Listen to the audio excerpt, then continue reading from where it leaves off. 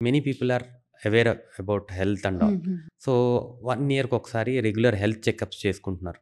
ఆ చెకప్ చేసినప్పుడు అందులో ఒక్కసారన్నా హెచ్‌బీఎస్ఏజీ హెపటైటిస్ బి కోసం, యాంటీ హెచ్‌సివి హెపటైటిస్ సి కోసం టెస్ట్ చేసుకొని నెగెటివ్ ఉంది అని తెలుసుకుంటాం చాలా important. Hmm. And fortunate thing హెచ్‌బీఎస్ఏజీ హ్యాస్ ఎ వ్యాక్సినేషన్.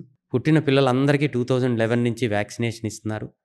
ఇంతకుముందు వ్యాక్సినేషన్ చేయించుకున్నోళ్ళు ఏ వయసులో అయినా సరే వ్యాక్సినేషన్ చేయించుకోవచ్చు. నెగెటివ్ ఉంది అని తెలిసినప్పుడు 3 doses of hepatitis B vaccination అందరూ చేయించుకుంటే హుహు. సో వీఆర్ మళ్ళీ ఎప్పుడూ లైఫ్‌లో వైరస్ రాకుండా జాగ్రత్తలు తీసుకుంటున్నట్టు అవుతుంది. సో ఇన్ దిస్ వే ప్రతి ఒక్కళ్ళు వాలంటరీగా టెస్ట్ చేసుకుంటాం. ఒకవేళ పాజిటివ్ ఉన్నోళ్ళు ట్రీట్మెంట్‌లోకెళ్ళి దాన్ని క్యూర్ చేసుకుంటాం.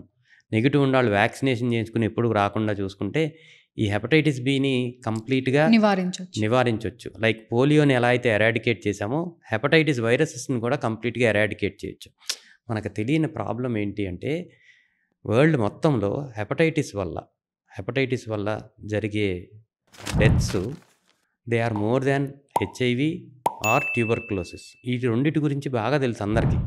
దానివల్ల జరిగే డెత్స్ కన్నా హెపటైటిస్ బి, హెపటైటిస్ సి వల్ల జరిగే డెత్స్ చాలా ఎక్కువ. అవేర్‌నెస్ లేక. So it's not just problem in India, world wide that is the problem.